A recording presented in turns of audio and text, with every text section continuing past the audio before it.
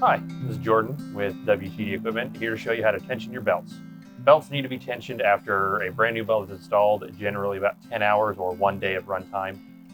So the tools you'll need, first, you're going to need a straight edge or a spool of string. I've got some fishing line to check the pulleys are square after you do the tensioning.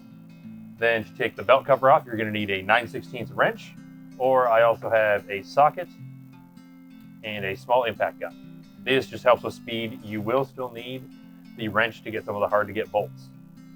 Then for the actual tensioning, you will need a 15/16 wrench or a ratchet and a socket of the same size.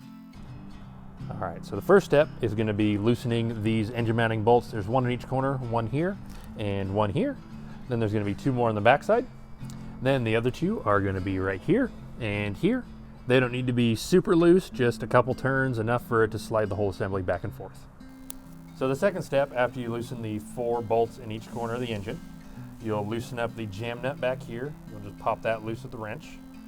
Then to increase tension on the belt, you will tighten the nut back here. That will pull the whole assembly forward. That will increase the tension on the belt. Then this one that you can sort of see right here is going to be mostly for alignment of the pulleys, and we'll get to that later.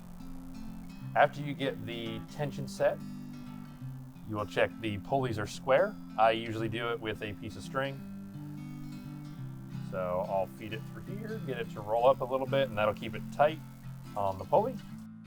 Then extend the string out, and you'll simply rest it against the edges of the pulley, making sure it's not hitting on any of the bolts or shafts, and pull it against. It should be just about perfect. This one is perfect. You don't get any contact on the rear or the front of the pulley before one another. You can have up to about an 1/8 inch of difference between the front and the rear. It doesn't have to be perfect, just enough to not cause any belt. Once you think you have enough tension on the belt, you'll test the tension with the knife gauge and belt tension check that comes with your machine. You'll simply extend your arm all the way out and press down firmly. The actual specification is 33 pounds of force and 5/16 deflection.